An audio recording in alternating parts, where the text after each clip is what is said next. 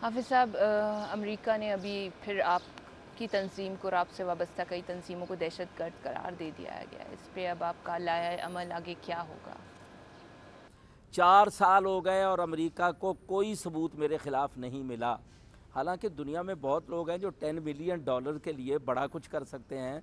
अगर किसी के पास सबूत है तो दे सकते हैं।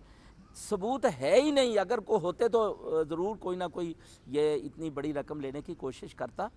तो अब भी उनके पास कोई सबूत नहीं है।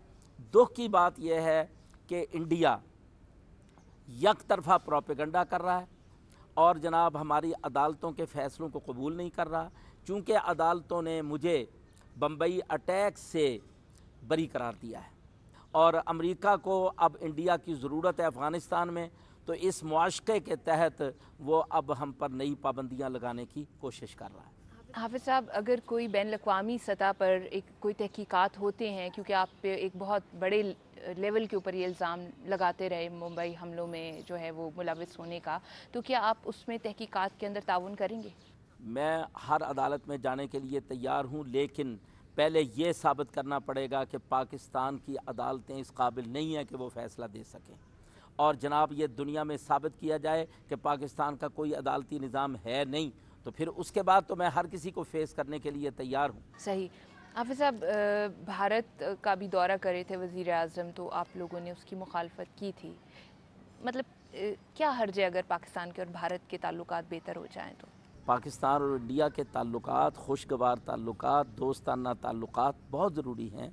हम बिल्कुल जंग नहीं चाहते, कोई वायलेंस नहीं चाहते, लेकिन हम सिर्फ ये कहते हैं कश्मीर में उनकी लाखों की फ़ौज क्या कर रही है। तो हम ये कहते हैं कि एक मुतनाज़ा मसला है, हल तलब मसला है, इसको कानून और बैनुल अक़वामी क़वानीन के तहत इस मसले को हल करो। हाफिज़ साहब, आपने कश्मीर की बात की। अभी भारत में इलेक्शंस हुए और कश्मीर के अंदर 6 नशिस्तें थीं, जिनमें से 3 नशिस्तें जो हैं वो बीजेपी ने जीती है, जिसको कि एक मुसलमानों के बारे में एक सख्त गिर मौक़िफ़ रखने वाली जमात समझा जाता है।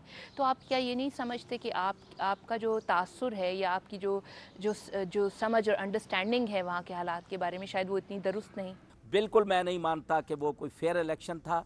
अगर बीजेपी ने सीटें जीती हैं तो किसी फेयर इलेक्शन के नतीजे में जीती हैं।